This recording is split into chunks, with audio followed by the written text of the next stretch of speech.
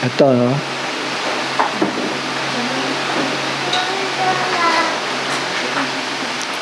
Isaiah 61 yan, ano? Para mas malinaw. Anak, pakiconnect nga ito. Dito na ako na. Para, ano ba yung bubuksan? May bubuksan dito eh.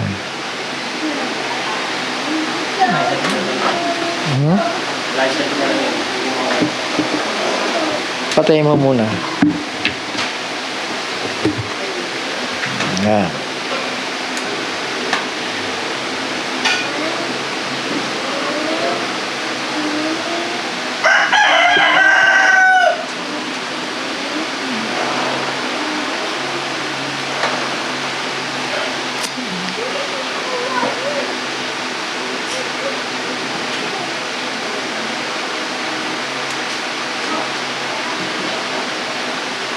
Saan ba yun? Hindi ko naman tandaan. Saan po niya rin pa? Ito, ano, muli ha. Ito. Patay ka na? Nakapatay na?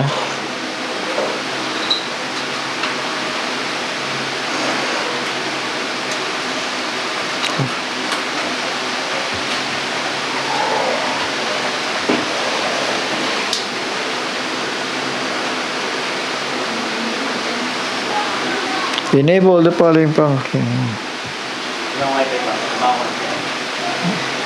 Kailangan buksan ko yung wifi? Wala yung cellphone nila nila. Ha? Wala yung cellphone nila nila. Wala yung cellphone nila nila. Hindi, dito na. Kukonek na lang yan eh. Tingnan ko pa. Dito na lang. Ito. Ano ba to? Ba't kailangan i-scam pa? Kasi meron na to. Ba't kailangan i-scam pa ulit? Oh.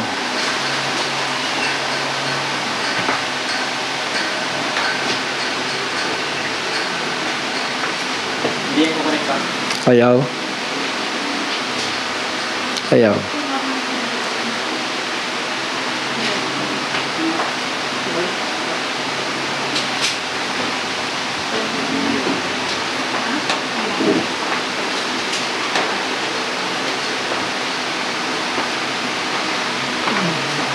Kumukonek na to dati. Enter the pin. Yung pin ito. Dati naka-internet ako, no? Ngayon, iba na. Basahin ko na lang. Dito. Sundan nyo na lang ako. Kasi kailangan ko yan, eh. Sabi dito, the spirit, this chapter 61, ano? The spirit of the master Yah, yung pala ang translation nun, ano? Kasi nakalagay doon sa English ay Lord lang, di ba? Sa King James. The spirit of the Lord, ganun lang, is upon me. Pero sa original, ito yung pagkakatranslate nila. The spirit of the master Yah is upon me. Prophecy ito ni Isaiah patungkol sa darating na Kristo, no? At yung kanina, yung kaganapan nito, yung binuksan niya na, no? At binasa niya, ano? Sa panahon na yun ng unang pagparito niya, binasa niya ito. Pero ito, propesya pa lamang ito. The spirit of the master Yah is upon me because Yah has anointed me. So, posible ba na ang God ay pwedeng mag-anoint ng another God? Kasi yun ang narinig ko sa turo ng isang preacher daw ng end time kaya nga kasi end time, inaako niya na end time believer siya, pero God anointed another God. So di lang ang God ngayon, dalawa na. Diba? Ayan. Kasi kung haharap si Kristo, nung binasa niya yan, sabi ni Kristo, the spirit of the master Yah Yung ama yon, tinutukoy niya, Master Yah or Master Yahweh. Kung yung interpretation ng isang version. Is upon me. Upon me, nasa akin, nananahan sa akin. Because Yah has anointed me.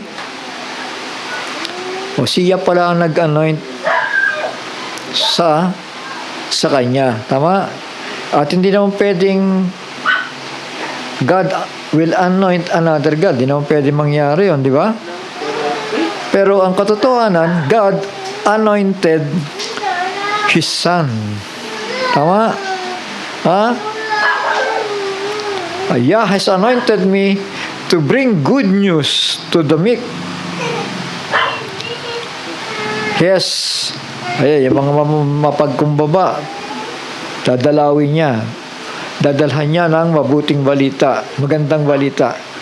He has sent me to bind up the broken-hearted. Mga napapagal na sa buhay, ano? Sa kasalanan. To proclaim release to the captives. Captives ng kasalanan. And the opening of the prison to those who are bound. Yung prison sa ilalim yan, no? Sa hell, maraming nangamatay na naging prisoner sila doon. Sabi ni ito 2 Peter chapter 2 verse 4, mga prisoner doon, mga kaluluwa, i-release ng ating Panginoon yun. At ano pa, to proclaim the acceptable year of Yah in the day of vengeance of our Elohim, yung paghatol, to comfort all who mourn. Nagbigay siya ng pag-asa. At sabi niya, sa oras na ito, ay naganap. Yung minuksan niya yung walumbon. Sabi niya, sa araw na ito, naganap ang kasulatang ito. So, say amen. Yun ang katuparan ng ministry ng ating Panginoong Yahushua, the Messiah. Wala si Ronel dyan?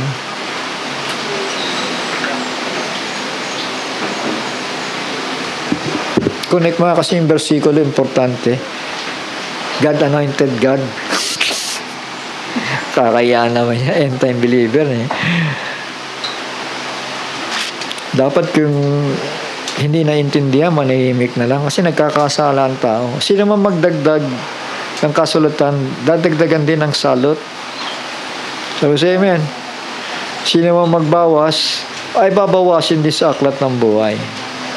Kaya nakakatakot eh. Hindi laro eh. A ministerial meeting ay hindi laro. Na para baga kung ano yung lalabas sa bibig mo, bahala na. Pakinggan ninyo ito sasabihin ko, basta ako nangangatwiran sa inyo. Ganun eh. Hindi alam ng tao na sinisira niya ang buhay ng marami dahil sa maling doktrina. Malinaw yun, sinabi ng Panginoon, kung sino mo magdagdag sa aklat na ito, dadagdagan din ng salot. At sino man magbawas ay babawasin sa aklat ng buhay. Kaya mahirap maging matigas dito. At mahirap ang magmamarunong. Kailangan tiyakin mo na kung may sasabihin ka man, tiyakin mo na yan ay hindi lilihis sa katuroan ng Biblia. So yun po, yung una natin tinalakay, salamat. Nakaraan, yung patungkol naman yun sa ayun. Yung nakaraan, pinag-aralan natin patungkol doon sa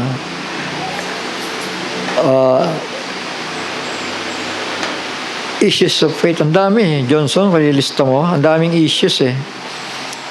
Pero purihin ng Panginoon dahil idadirect tayo, mga anak. Manalangin muna tayo. Sige, yuko tayo sandali. Amang banal na nasa langit, Muli kami nagpapasalamat sa sapat na kalakasan na ipinagkaloob mo sa amin upang muli kaming humarap sa iyo, Panginoon, at maibahagi ang mga salita mo. Tulungan mo po ang iyong maliit na anak na wala siyang magagawa kundi kanya kasama. Sugo mo po ang mga anghel at kami bantayan sa oras na ito, Panginoon, at sawayin ang kaaway upang hindi siya makagawa ng anumang kaguluhan, sapagkat ang salita mo'y banal. Ang salita mo po ay buhay at kailangan namin ito, Panginoon, para kami makabahagi ng buhay na walang hanggan sa aming manunubos na si Yahushua, ang aming Misaya. Ito po yung aming samot dalangin. Purihin ang Panginoon. Amen and amen. So yan po mga anak ko, yung Isaiah 61, the spirit of master Yah. Ibig sabihin, ang tinutukoy ditong master ay si Yah. Amen? Shall we say hallelujah? Ayan, yung pinupuri ninyo na hallelujah. Siya yun. The spirit, yung kanyang espiritu of the master. Pag sinabing master, guro, di ba? Master, yung talagang nakakaalam ng mga bagay, ano? Master. Master Yah or Lord sa King James, yun ang ginamit, Lord. At kung yung ama ay tinawag ding Master or Lord, siyempre yung anak Lord din, di ba? Kasi ginawa siyang Panginoon ng ama. Tama ba? Kaya dapat intindihin natin yan. Maski si Abraham, tinawag din naman Lord ni Sarah. Di ba?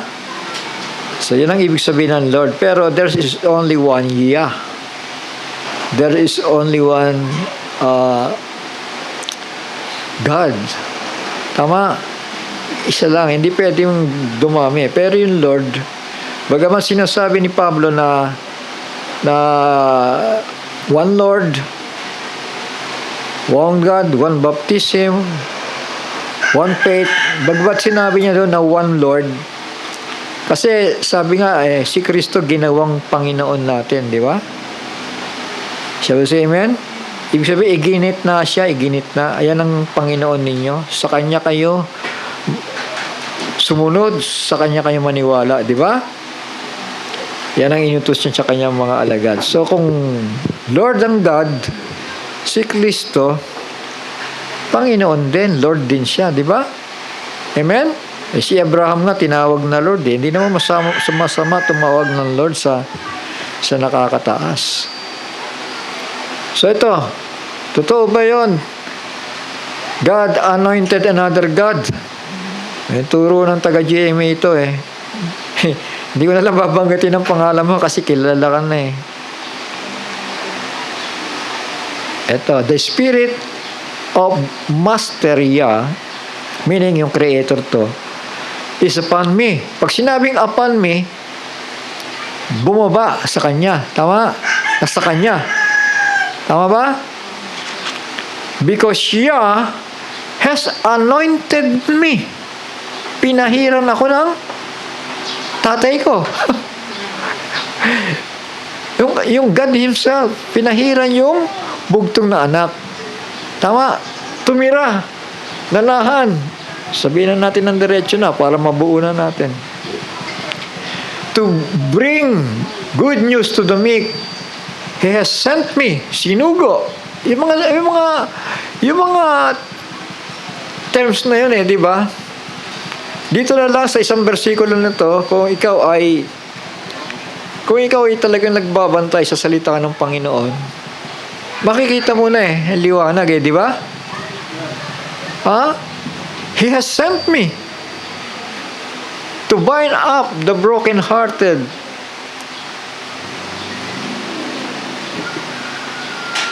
pag-iisahin, to proclaim release to the captives and the opening of the prison to those who are bound. So yun, yung mga patay, i-release niya sa prisons. At yung mga captives, yung mga nasa harapan niya, captives sa kasalanan Amen? To proclaim the acceptable year of Yah. So, yun pala ang purpose. Hindi para may taas ang sarili niya, kundi ang ipoproklama niya yung katanggap-tanggap na taon ng Ama. So, amen? Sabi niya, naparito ako sa pangalan ng aking Ama. So, amen? Ang mga gawang ito ay hindi galing sa akin, kundi ito ay gawa ng Ama. Laging sa Ama di ba? Yes, tama ito. To proclaim the acceptable year of Yah. And the day of vengeance of Elohim. Yung galit ni Elohim, pagbalik niya, dito yun.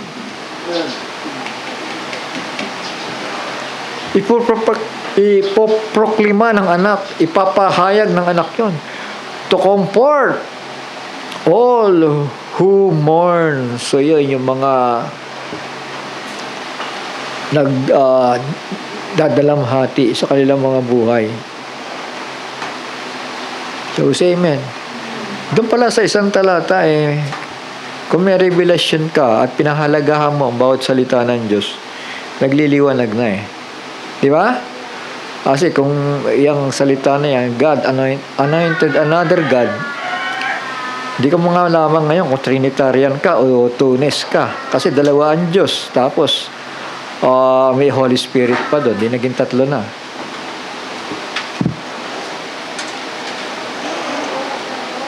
Hebrew chapter 1, punta na natin mga anak. Kasi ito paulit-ulit na lang ito. Gusto ko lang maging malinaw sa atin ito. Ayan. Sumulat po nito ay sa mga scholar ay si Pablo, no? Apostle Paul. Yung first Charles H. Messenger, si Pablo. Elohim, yung makapangyarihan sa lahat, yung tatay ni Kristo ito. Tatay ng ama ni Kristo, ang tinutukoy. Having of old, sa lumang panahon, in many portions and many ways. Sabi dito, having of old spoken in many portions and many ways to the fathers by the prophets. So, nangusap ang Ama, hindi directly sa mga tao sa Israel, kundi gumamit siya, sabi dito, sa pamamagitan ng mga propeta. Nangusap ang Ama sa pamamagitan ng mga propeta. So, say amen. Nangusap sa mga magulang sa pamamagitan ng mga propeta. Ibig sabihin, pag sinabi mong Elohim, wala pa ang anak dito. Kasi ang nakakagulo sa mga isipan ng mga mananampalataya, iniisip nila na merong ang tawag dito, yung existence na ang bugtong na anak sa panahon na yon. So say amen. Ang inisip nila na from the beginning, existence na anak, may pre-existence na. Wala pa po. Wala pa. Kaya nga yung salitang the word was made flesh. Ibig sabihin, wala siyang pre-existence. Tama.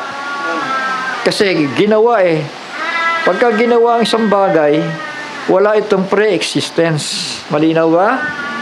Ayan. Ulitin kong pagbasa para maging malinaw lahat. Yun ang purpose kasi. Miski yung ministerial meeting, ayoko nang may tatanong, wala na si settle Kaya hindi ko inilulubayan Kailangan magliwanag ngayon pa lang. Magliwanag na ito. Para hindi na tayo magpabalik-balik. Kung babalik man tayo, at least maliwanag na. Di ba? At kung magpaulit-ulit man tayong pagbabasa dito, ang mahalaga dito, maliwanag sa atin. Tama. At lalong lumiliwanag ang pagkaunawa sa Diyos at pagkaunawa kung sino si Kristo. Elohim having of old spoken in many portions and many ways to the fathers by the prophets, has in these last days, may kaibahan ito. Yung sinasabi doon na sa panahon na yan, yung of old, yung sa panahong nakaraan, at yung sinasabi dito, has in these last days spoken to us by the Son. Dito na yon. Tama. Ibig sabihin, sabi ni Kristo, ako ay naparito para salitain ang salita ng Ama. Tama? At ito'y naganap sa araw na ito. Isaiah 61, di ba? So, naganap. Yun ang last day. Sipin mo, yung last day nandun, ano? Amen? Ha? Andito na tayo, 2,000 taon na nakakaraan. Kasi hinintay tayo eh. Tama? Ha? Kung tumanggap siguro si Israel, at siya tinanggap bilang Panginoon, wala na tayo. Tama? Hindi na tayo aabot sa last days natin, di ba? At doon ang magiging last days. Tama? Pero hindi nangyari yon.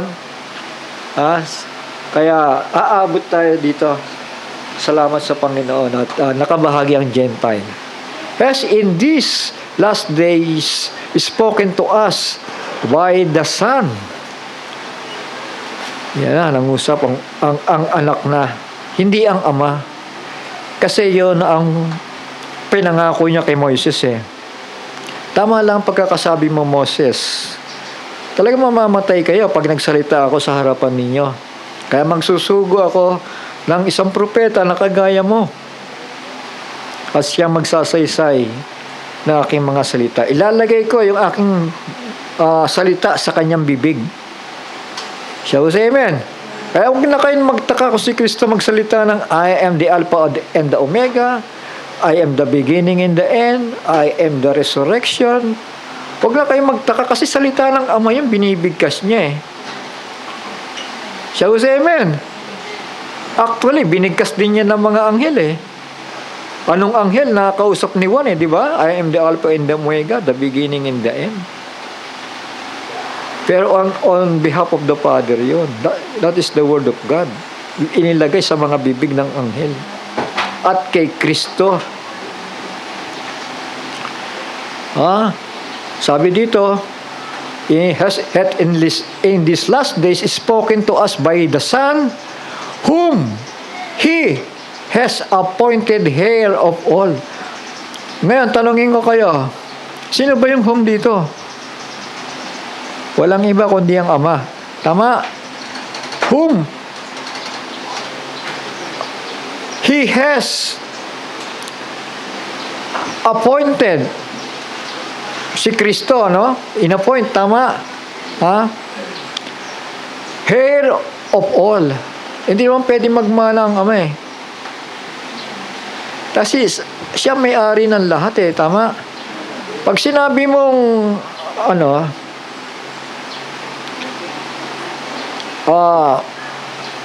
tagapagmana, hindi mo pwedeng i-apply sa Ama yan. At pag sinabing in-appoint, whom He has appointed heir, yan. May nag-appoint, tama? Sino nag-appoint? Yung nagpamana sa kanya. Tama? Sa mga bagay. Kasi itinaas siya eh. Yung kalawalhatian ng Ama, inilagay sa kanyang katauhan. Sa kanyang physical body. Inilagay yung glory of the Father sa kanya. Tumira yung Ama sa kanya with all the fullness. Walang labis, walang kulang. Na masasabi natin na ang Ama ay namamahay kay Kristo. Nakatira doon. Meron siyang dalawang kalalagayan si Kristo. Yung fullness of God nandun sa kanya plus yung kanyang pagkatao. Yung sarili niyang spirit, human spirit niya nandoon. Nakipag-isa nagkaroon ng unity sila.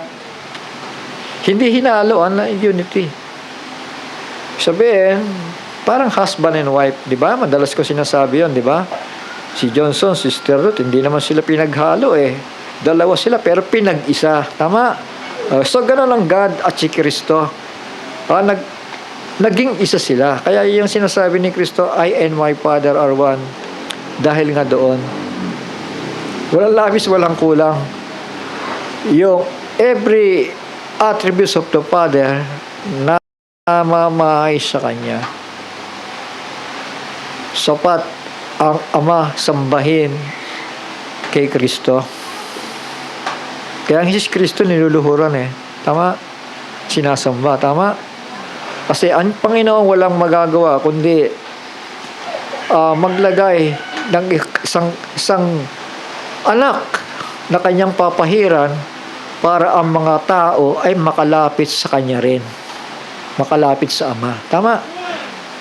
Kasi wala makakakita sa Diyos at mabubuhay eh. Sabi nga ng Panginoon, di ba?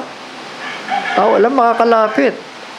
Wala makakita at mabubuhay mo. Talagang invisible God. He is an invisible God. Whom has appointed heir of all, si Kristo yung inappoint para magmana ng kaluwalhatian ng Ama.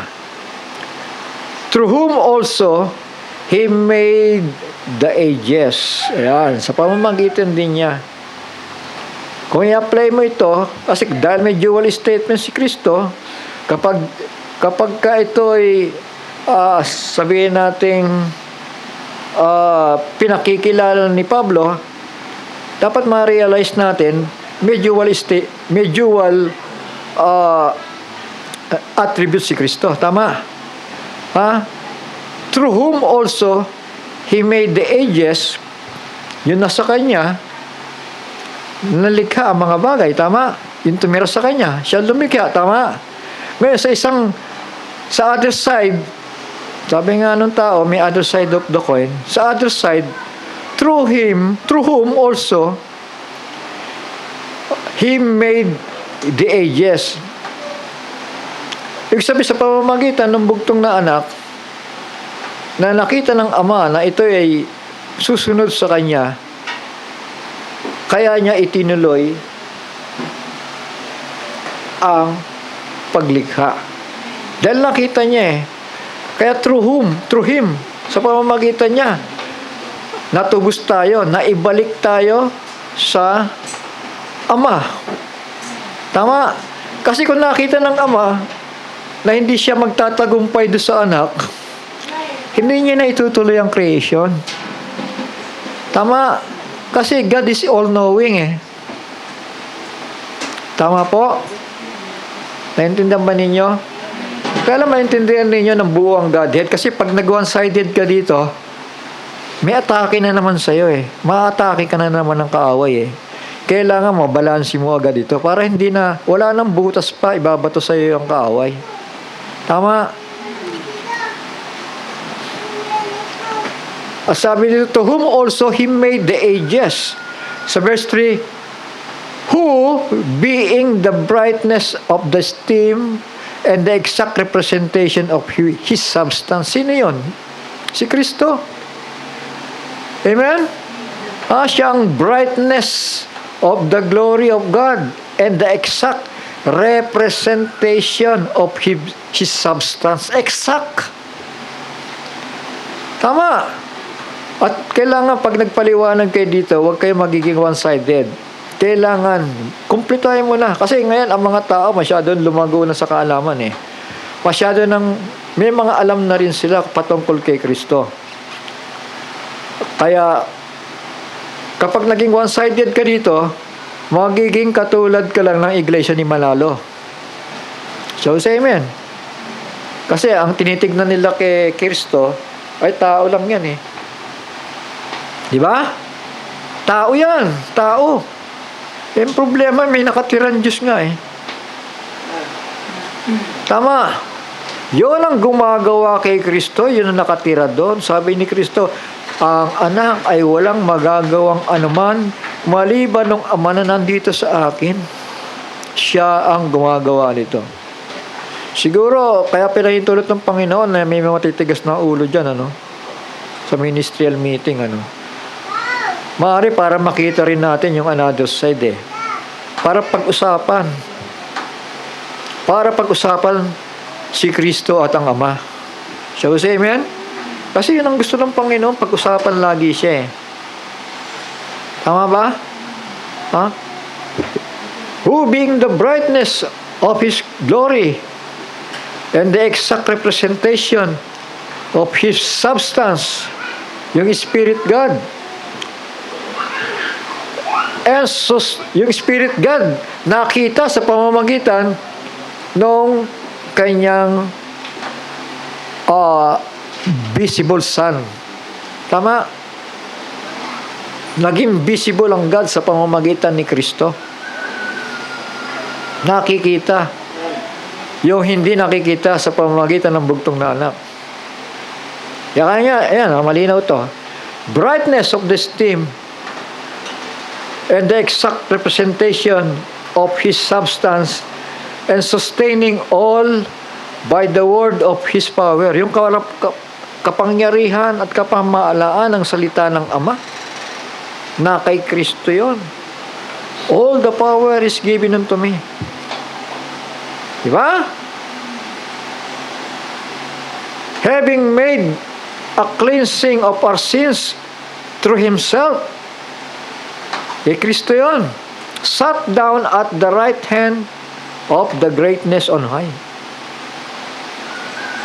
Umupo siya saan? Sa right hand. Right hand of power sa ibang kasulatan. Sitting in the right hand of the power of God. Standing on the power on the right hand of God. Sitting and standing, nandun siya sa tabi ng Ama, sa right hand of power of God. Kaya walang yung pagdududa yung sinabi niya, all the power is given unto me. When it comes na pag-usapan natin yung salvation. So say amen. Pero pagdating sa creation, God created all things. There's only one God who created all things. Tama. Pero bakit sinasabing nilikha ang mga bagay sa pamamagitan ni Kristo? Pakinggan niyo to. Kasi sa kaisipan ng Ama, nakita niya, mananagumpay yung anak ko eh. Kaya sa pamamagitan ng nakita niya, itinuloy niya ang creation. Bagamat alam ng Ama na mahuhulog ito, pero alam din niya na mayroong magbabalik sa kanya. Tama. Shall we say amen? Kasi sinasabi ng Biblia na through Him, si Kristo, God made the world. Itinuloy ng Panginoon ang creation. Dahil nakita niya, may magbabalik sa Kanya. Tama.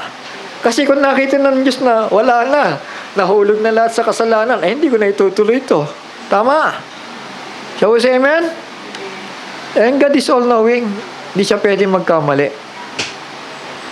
Tuloy ko. Having become so much better than the messengers. Ayan. Mas better siya sa mga anghel. As He has inherited, ayun, yung salitang inherited, kailangan bantayan niya yung bawat salita. Shall we say amen? Isipin mo, nangangaral tayo. Pagkatapos, hindi natin alam kung ano ibig sabihin ng mga salitang binabasa natin. Huwag na kayong mangaral. Pakiusap ko lang sa inyo kasi hindi lang ikaw ang mapapahamak, pati pamilya mo. Pahamak yan. Dahil sa kagagawan mo.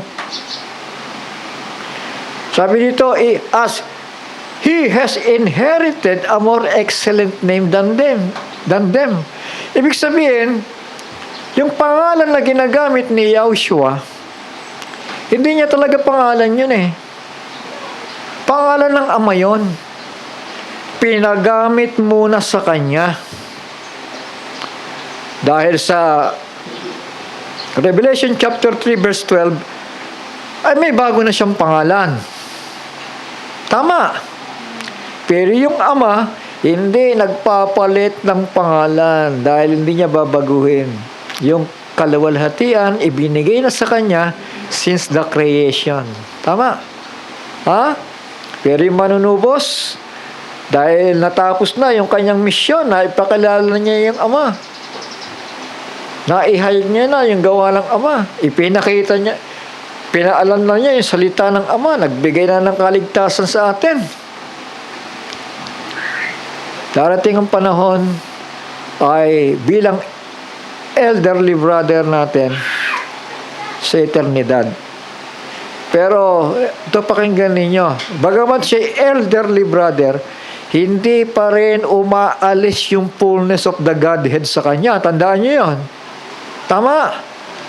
Hindi na babawiin yun. Kasi siya ang image of the invisible God. At kasama na rin tayo doon. Si Kristo ang pinaka-panganay. Naintindihan natin? Pinakamatanda sa atin. So yan, malinaw na yan, mga anak. Having become so much better than the messengers, as he has inherited a more excellent name than they. Kasi pag binabasa ng tao yung salitang inherited, inherited nga eh. Ibig sabihin, may nagmamana siya eh, di ba? Pag binabasa niya yung inherited, o tignan mo, siya yung Ama. Eh, nag-inherit nga eh. May ama bang nagmamana? Wala. Maawa kayo sa buhay niyo, mga kapatid. Verse 5. For to which of the messengers did he ever say, "You are my son"? Tandaan niyo ito, nakita niyo yung malalaking letra, quote yan sa mga awit, ha? Tama. Hindi galing kay Pablo yan, ha? Kino-quote niya sa awit. Yung, for to which of the messengers did he ever say, tas kama, salita ni Pablo yan. Tama. Pero pagdating doon sa malaking letra, kino-quote niya yung Salmo.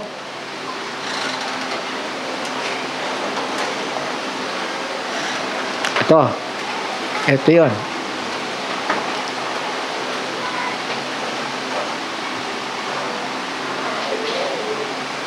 Yan. I inscribe for a law, Yah has said to me, "You are my son. Today I have brought you forth." Prophecy ito, isinulat ng sumulat si David ang sumulat, kung si David. Kino-quote ngayon ni Pablo yung lumang tipan. "You are my son. Today I have brought you forth." Ayun na nga eh. Ngayon ay pinanganak kita. Wala naman Diyos na pinapanganak. Shall we say amen? May Diyos bang pinanganak? Wala eh. Diba? And again, I shall be to him a father. So ito, pagiging tatay niya ako. Sabi ng Panginoon Diyos, tama. And he shall be to me a son. Pagiging anak ko siya. Yun may relasyon. Tama. Father and the Son. Maliwanag. Verse 6. And when he again brings the firstborn into the world, he says, si Pablo nagsasalita pa rin, ha? Sabi siya, amen. Salita ni Pablo yan, ha? Pagdating doon sa says, yung maliit na letra. Last, nagkaroon ng close, tawag dyan? Yung quote. Nag-quote na naman sa awit. Let all the messengers of Elohim do reverence to him. Sambahin siya, galangin siya ng mga anghel. Sino yon? Yung anak. Tama. Sa verse 7. And of the messengers or angels, indeed, he says, salita pa rin ni Pablo yon. Tama. Nag-quote uli siya. Who is making his messengers spirits and his servants a flame of fire. So, yon. Puro quote yun, yung malalaki, ha? Who is making his messengers spirits and his servants a flame of fire. Ang God, gumawa ng anghel ng mga espiritu at nagbabaga yung kanilang ministeryo. Siya ko sa amen. Sa verse 8, but to the Son, eto na, sa King James ninyo, tignan ninyo, pag tinuloy-tuloy mo yan, lalabas, God anointed another God. Pero dapat maintindihan ninyo, but to the Son, si Kristo, He says, sinasabi saan? Pupunta ka ngayon sa lumang tipan. Tama. Ibig sabihin, kung sino yung sumulat na yun ang sinasabi ni Pablo, He says, your throne, O Elohim, is forever and ever. Ang trono mo, O Panginoon, ay magpakailan-kailanman. A scepter of straightness is the scepter of your reign. Ayan. Sa Salmo, nakita ninyo, lalaking letra. Amen? So, quotation ito. Hindi ito direct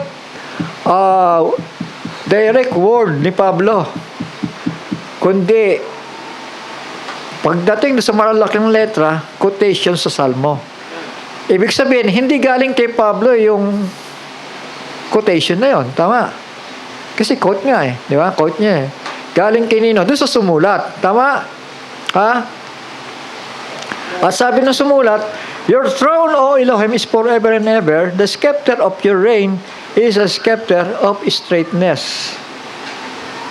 You have loved righteousness and hated lawlessness because, period. Because of this, Elohim, sabi ng sumulat your Elohim has anointed you with the oil of gladness more than your companions. Nahuhuli ba ninyo? Kasi ang tagal kong inisip ito nung araw eh. Pagdating sa King James ninyo, mahihilo kayo dyan. Yung palang verse 9 nito, quotation ito sa lumang tipan. Kapag sinabing Elohim, your Elohim has anointed you with the oil of gladness more than your companion.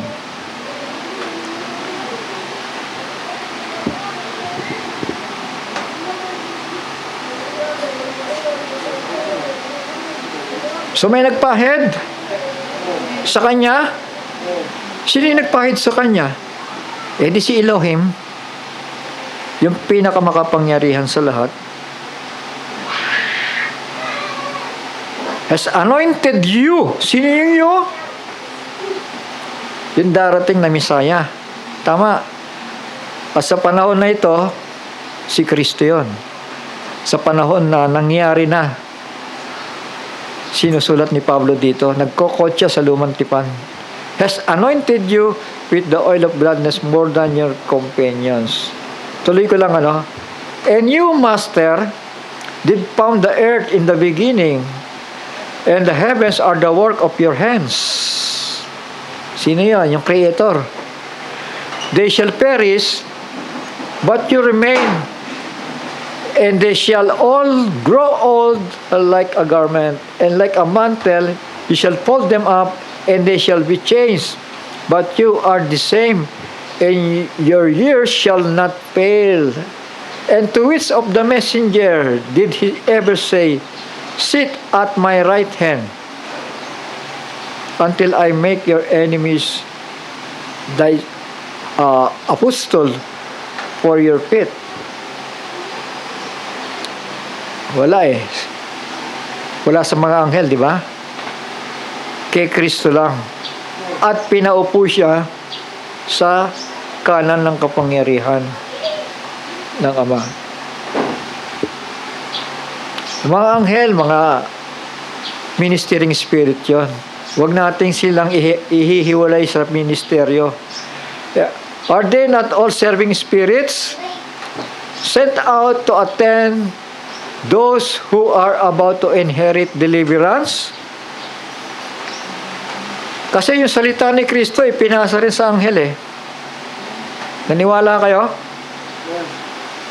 Yung Book of Revelation, pinagsasalita dyan, I am the Alpha and the Omega, the beginning and the end. Yung anghel ni Kristo yon. Yung Revelation chapter 10 verse 1.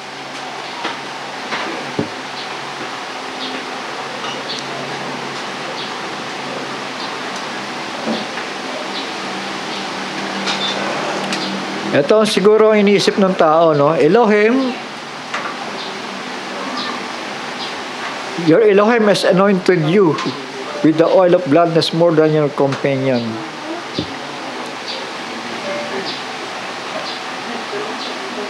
Ito yung verse 8. Your throne, O Elohim, is forever and ever. A scepter of straightness is the scepter of your reign. Sa translation ninyo, paano pagkakasabi diyan? Sige nga, basahin nyo nga. Verse 8. Sa King James. Ayun ang kulang pala, yung quote, di ba? Kasi pag binasa mo ng diretso yan, but to the Son, parang lalabas yan, He says, parang sinabi ng Ama doon sa anak, ang trono mo Elohim, parang tinawag niyang Elohim yung anak. Tama. Kasi nagdiretso eh. Walang quote eh. Tama. So yun ang delikado ng King James talaga. Pagdating sa Godhead, yung oneness nga, magiging Trinity. Pagka binasa mo ng diretso yan eh. Tama. But to the Son, He says, lalabas niya, pag binasa mo ng diretso yan, ang lalabas niya yung Father. Tama. Tapos sabi pa ng Father, your throne, O Elohim. Tinawag niya yung anak na Elohim. Tama. Is forever and ever a scepter of straightness is the scepter of your reign. You have loved righteousness and hated lawlessness because lawlessness period because of this Elohim. Your Elohim. Ngayon, kung hindi mo itama yung period na yan at yung kama dyan, has anointed you with the oil of gladness more than your companions. Magkanda hilo-hilo na. Tingnan lang natin sa King James.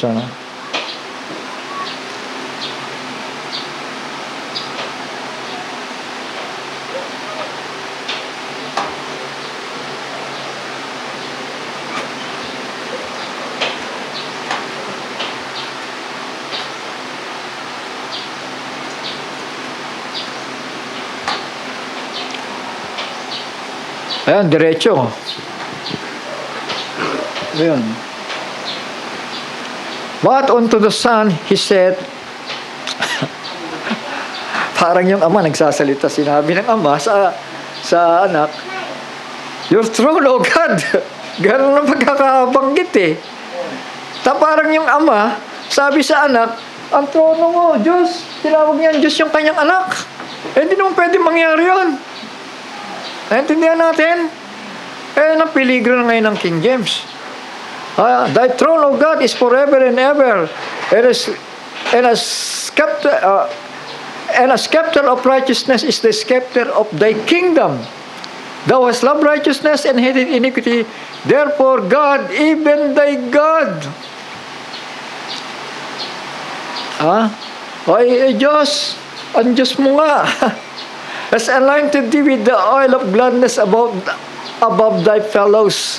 Ilan lalabas ang Diyos dyan sa chapter na yan? At verses 8 and 9. Magiging dalawa ang Diyos dyan eh. Magiging tatlo pa nga eh. So, say amen? Yan ang peligro. Pagka hindi natin binantayan yung quote tsaka unquote. So, say amen? Ayun, kaya siguro nagpupumilit ang mga tao Dahil mali ang translation eh. May mga issue pa nga itong King James na to, na maraming pinapatay ng mga babae. Nababasa ba ninyo yun sa ano? Kasi naka-record dyan eh. History yan. Hindi sila magsisinungaling. May record dyan. Yan ang peligro, mga anak. Kaya hindi lang tayo tumitingin sa King James. Bagamat binabasa ko, kasi may mga tama naman dun eh. Tama. Hindi naman lahat mali eh. Pero kailangan natin na mas malinaw para mabalanse natin yung kaisipan ng Espiritu.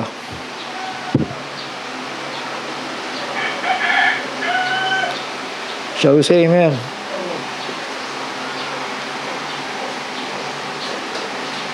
Ayan ngayon, natupad yung shinare ni Brother Johnson kanina. How God anointed Jesus of Nazareth. Acts chapter 10 verse 38. How God anointed Jesus of Nazareth with the Holy Spirit and with power, who went about doing good and healing all that were oppressed of the devil, for God was with him. Diba? Linaw? Ito pa. Acts 2:36.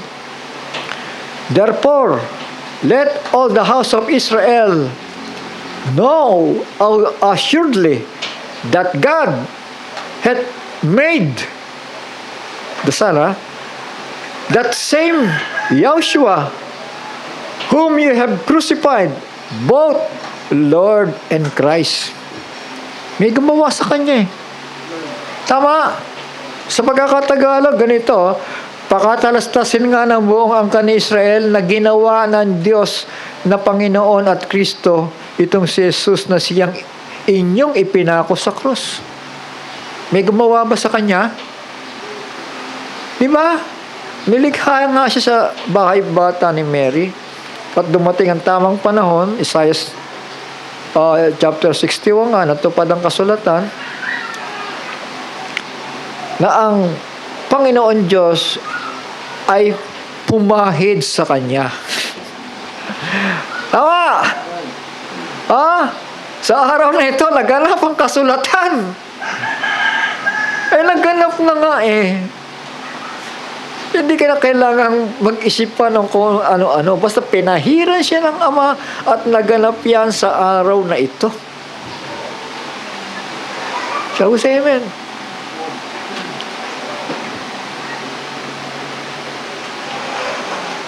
Colossians chapter 1 verse 15. Ito. Sa 13. Tingnan nyo Who hath delivered us from the power of darkness? Sino yon? Yung Ama. And hath translated us into the kingdom of His dear Son. Ibig sabihin, pinawalified tayo sa paghahari ni Kristo. Tama. Isinama tayo.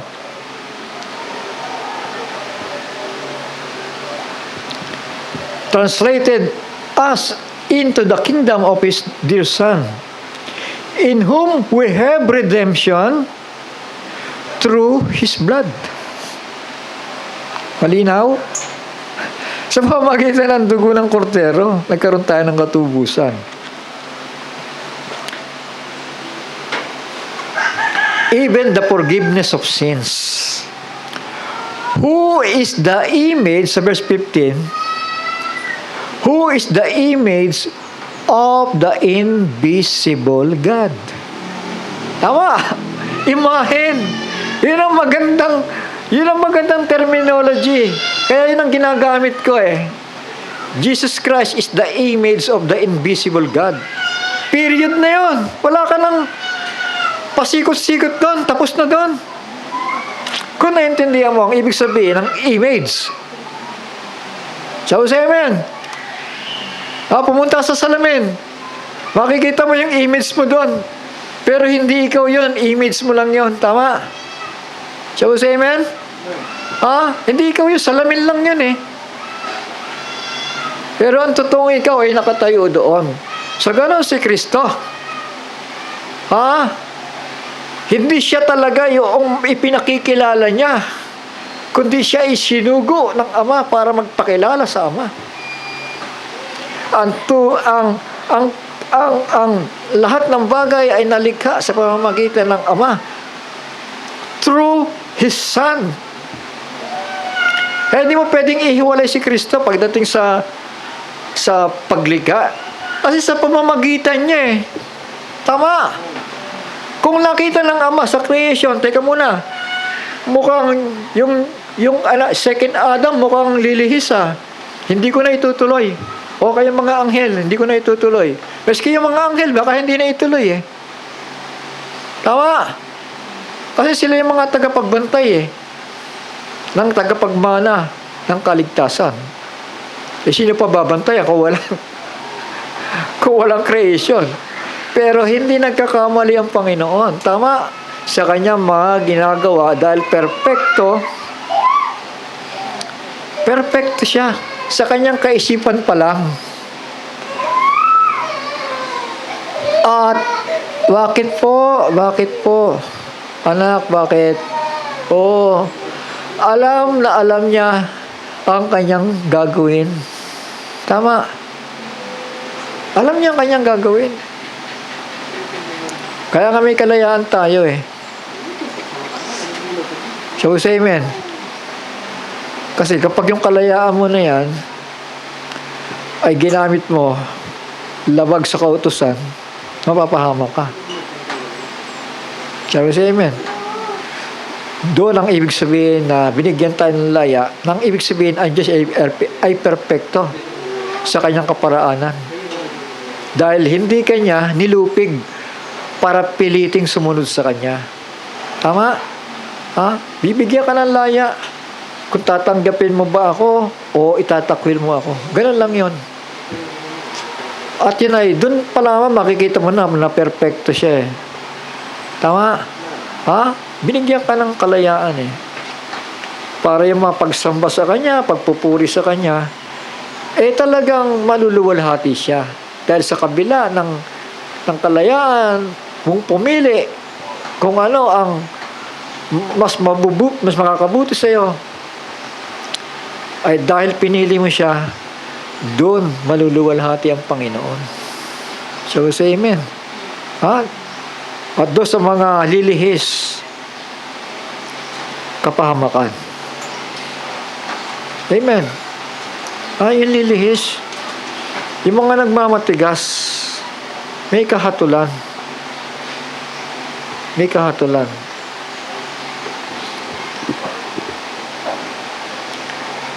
In whom we have redemption through His blood, even the forgiveness of sins. Ayun. Doon tayo na ibalik sa Ama. So, say amen. Ha? Eh, binura na yung kasalanan natin eh. Tama. Eto ngayon, kung sino si Kristo. Who is the image of the invisible God? The firstborn of every creature. Hindi naman pwedeng maging panganay ang Diyos eh. At sinasabi ni Pablo dito, panganay sa mga nilikha. Ang Diyos hindi naman nililikha. Paano mong lilikhain ang Diyos? Siya nga ang lumikha. Dito na lang malinaw na kung may espiritu ang tao eh. Di ba? The firstborn. Tinan mo, firstborn siya. Di siya yung Ama. Ang layo naman nun. Minsan nakakatawang nakakaiyak eh. Di ba? Firstborn, pagkatapos siya, sabihin mo siya yung Ama. Firstborn nga eh. Panganay nga sa magkakapatid. Tapos, gagawin mong creator yung panganay sa magkakapatid. Ang layo naman niya. Mananagot ka sa Panginoon, kapatid. Pagsisiyam mo. Pagsisiyam mo yan. Huwag ka magmamatigas. Payong kapatid lang ito. Dahil mabait ka eh. Hindi ko na kailangan banggitin ang pangalan mo. Kilalang kilala ka eh. Mahabag ka sa pamilya mo. The image of the invisible God. God is invisible. At yung image naman, ang visible, si Kristo. Yan ang ibig sabihin nung kapatid. Napakasimple lang eh. Hindi ko na kailangan sumigaw dito. Kahit bata, naiintindihan ito. The firstborn of every creature. Panganay siya sa lahat ng mga nilikha because of redemption. Hindi because of creation, ha? Kasi wala naman siya pre-existence nga talaga. Isinilang siya ni Mary. Tama ba? Tapos, amen. For by Him were all things created. Ito, pinaliwanag ko na to. That are in heaven and that are in earth, visible and invisible, whether they be thrones or dominions or principalities or powers, all things were created by Him and for Him, sa pamamagitan niya. Dahil nagtagumpay siya in the mind of God. Susunod siya. Tatalima siya. Kaya nga, thy throne of God, sabi ni Pablo, unto the Son, He says, thy throne, O God, is forever and ever. Amen? Hindi ibig sabihin yung Diyos, tinawag niyang Diyos yung anak. Hindi ganon. Mamulat ka na kapatid. Quotation yun. Gumamit ka ng ibang Bible na malinaw. Amen. Malinaw ba sa inyo? Ibig sabihin, kasi napakalabo naman yung Diyos mismo na nag-iisa, sabihin niya sa anak tinawag niya Diyos yung anak. Napakalabo naman talaga no. Sisirain mo ang Biblia mo. Tama. But unto the Son, He says, lalabas yung He, yung Ama Sinabi nung Ama sa anak, ang trono mo, Diyos, magpakailan-kailanman. Pag tinawag niya Diyos yung anak, sipin natin niya, mga kapatid. Pumirmi tayo sa nag-iisang Diyos para maintindihan natin ang Biblia natin. Hindi sila dalawa, hindi sila tatlo. There's only one God. At si Kristo ang image of the invisible God. The firstborn from the dead, the firstborn of every creatures, the Alpha and the Omega, the beginning and the end. Dahil lahat ay nawala na nga di ba? Kaya siya naging beginning and the ending because of redemption. Tama. Yung creation, wala na yung pahamak na yun Tama ba? Lahat nga ay nangamatay, sabi doon. For all have sinned and come short to the glory of God. So, kailangan may magbabalik. Tama? Kung ang unang Adan na nagkasala, gumawa ang Panginoon Diyos ng pangalawang Adan. Shall we say amen? Kasi kailangan ng ang dugo para maipantubos. Dahil ang kasalanan ay nasa dugo ng ating mga magulang. Nagkaroon sila ng inherited sin because of the serpent. Humalo sa tao yung serpente. Nagkaroon ng intermingling, chapter 6 ng Book of Genesis. Nagkaroon ng intermingling doon. Kaya sinasabi na walang sinamang karapat-dapat dahil nga lahat ay nagmana na nasa dugo na ng tao ang kasalanan. Maliwanag? Pero yung binhi na yon,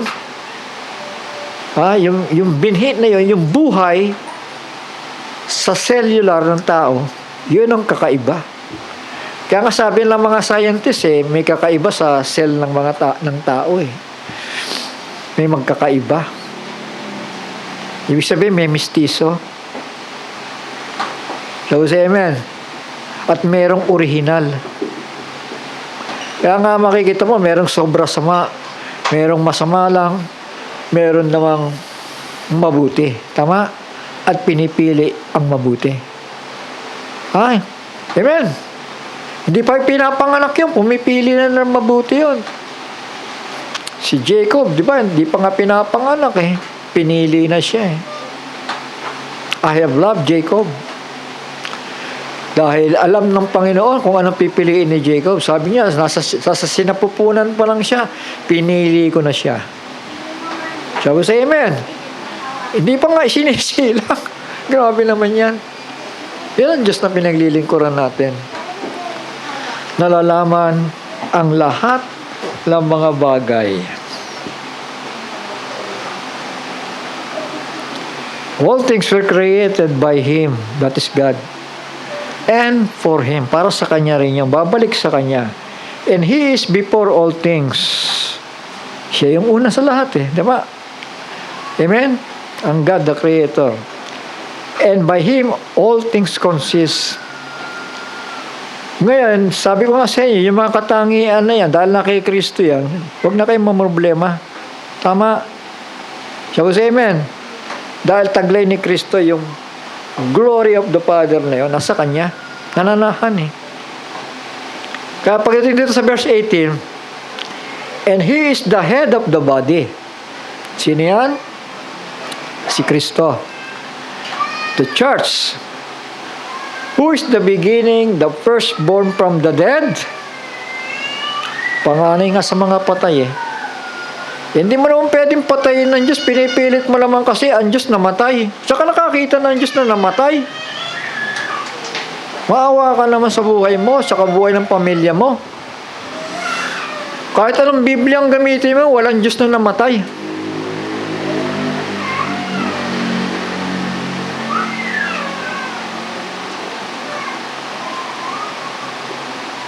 Si Kristo, firstborn from the dead. Siya yung namatay. Tama. That in all things, He might have the preeminence. O dahil panganay ka, mamanahin mo. Tama. Ang lahat ng bagay. For it is, ito yung 19 ang malinaw for it please, higit na malinaw, for it please the Father that in Him, sa anak, should all fullness dwell. Linaw ba? Natuwa ang Ama, nagalak ang Ama na ang buo niyang kapuspusan ay manahanan sa kanyang bugtong na anak. So naganap ang plano, tama. Anong plano ng Panginoon Diyos? Let us make man in our image, in our likeness. Nung nilikha niya si Adan, natupad naman, kaya sandali lang, tama. Hindi nga natukso si Adan eh. Natukso ba si Adan? Hindi, di ba? Sino yung natukso? Yung babae. Kaya dapat ang babae aminado na may kahinaan siya. Sabi sa amen. Kaya nga ang ulo ng babae, lalaki eh. Ang ulo ng lalaki, si Kristo. Ulo ni Kristo ay ang Panginoon Diyos. Hindi naman nagkakamali si Pablo ng ganon. Tama. May mga ulo kasi alam ni Pablo yung kahinaan ng bawat isa. The head of the body, the church. Si Kristo yun, ang ulo natin.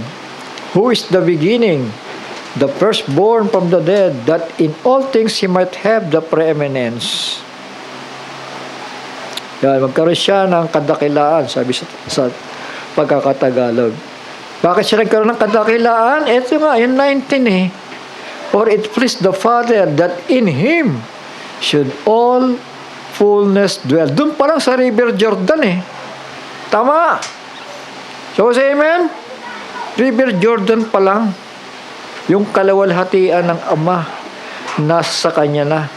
Kaya nga si Kristo sinasamba eh. Sa panahon na yan eh. Sinasamba siya bilang anak ng Diyos. at with revelation na ang Diyos, yung Emmanuel, nandoon sa kanya. So, say amen. Hindi nagkamali ang mga alagad. Tingnan nyo to, ha.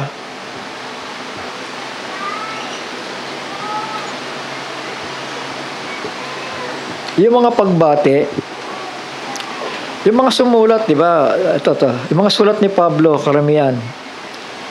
Sa Romans chapter 15, verse 6. That ye may be one, that ye may with one mind, ayan, and one mouth glorify God, even the Father of our Lord Jesus Christ. Kasi gamitin ko na yung King James. 2 Corinthians chapter 1 verse 1. Blessed be the God, even the Father of our Lord Jesus Christ, the Father of mercies and the God of all comfort.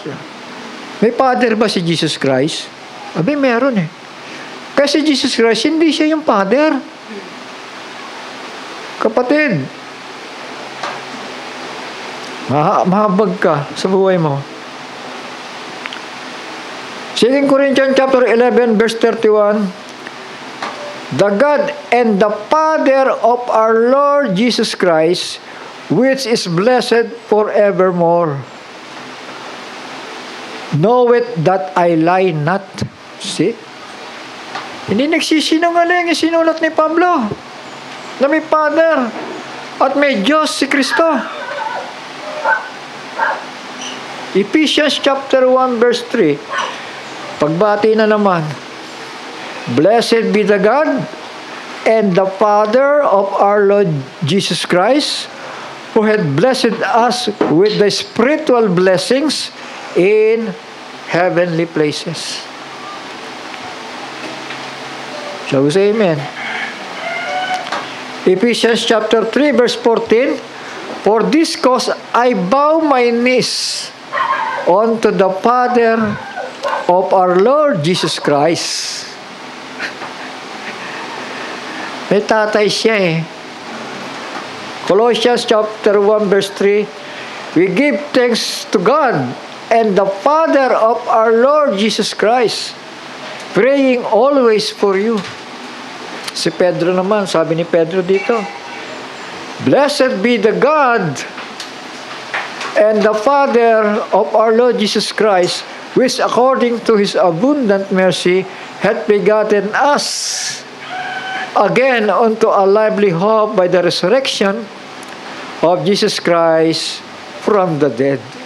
Hindi yung ama na resurrect, yung anak ang na-resurrect, yung anak ang namatay. Amen.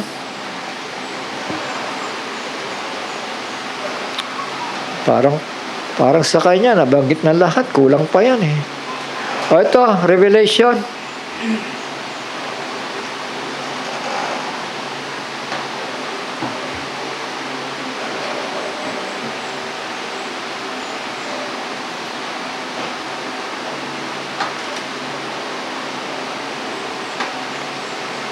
Chapter 3, verse 12. Praise the Lord.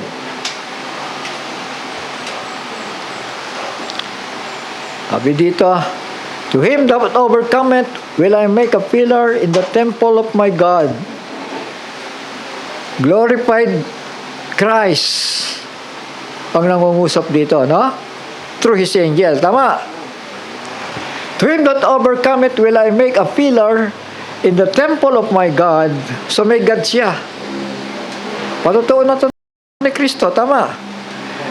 And he shall go no more out, and I will write upon him the name of my God. Yung God may name siya. At hindi siya nagpalit ng pangalan. Tama. Shall we say hallelujah? Oh, that is the personal name of God. Yeah. His name is Yah. I will write him the name of my God Okay, nakasulat na nga dun eh. And the name of the city of my God, which is New Jerusalem, which cometh down out of heaven from my God. May Diyos si Kristo. And I will write upon him my new name. May bagong pangalan na si Kristo. Dahil yung pangalan na ginamit niya, pangalan yun ng Ama, pinahiram sa Kanya. Tama. Sabi niya, I have come in my Father's name.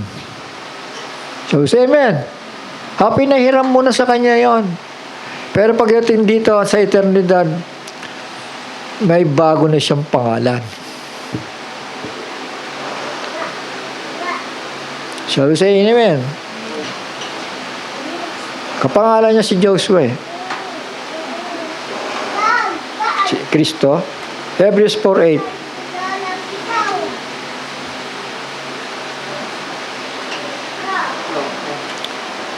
Sabi dito sa English, for if Jesus had been given them rest, then would he not afterward have spoken of another day? Kasi yung another day din, yung kapahingaan, di ba? At pansinin nyo sa Tagalog, ito ang tamang translation, ano? Sapagkat, kung ibinigay sa kanila ni Joshua, sa Lumang Tipan, tinutukoy, ang kapahingaan ay hindi na sana niya sasalitain pagkatapos ang ibang araw.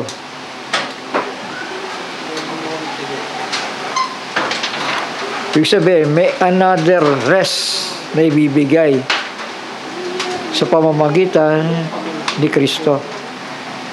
Pasinin niyo yung English at yung Tagalog. Yung Jesus, nung tinagalog, Joshua na. So, amen. At tingnan natin to sa international version.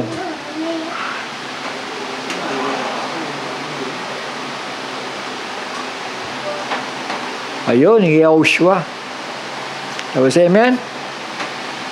Yehoshua ang ginamit niya.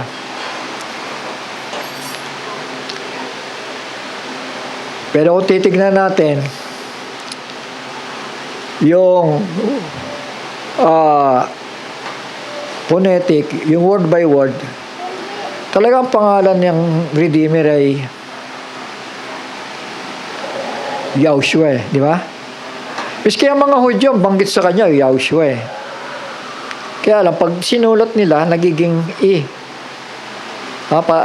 Aramaic version yata yun, yung I na yun, nagiging Yeshua. So, yung ginamit niya dito, I. For if Yehoshua, meaning Yah the Savior, had given them rest, he would not have spoken of another day after that. So may another day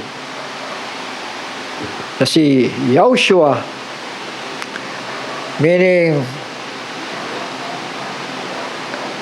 Yah the Savior, sa panahon ng biyaya, naging tagapagligtas yung Creator. Tama? Naging tagapagligtas yung Creator sa pamamagitan ng kanyang bugtong na anak. Because of redemption. Amen. Maraming beses yan na sinasabing naging masunurin siya sa Ama para ganapin ang mga bagay. Ayan. The Spirit of Master Yah is upon me, because Yah has anointed me to bring good news to the meek. He has sent me to bind up the brokenhearted, to proclaim release to the captives. Ayan. And the opening of the prison to those who are bound, to proclaim the acceptable year of Yah and the day of vengeance of Elohim, to comfort all who mourn.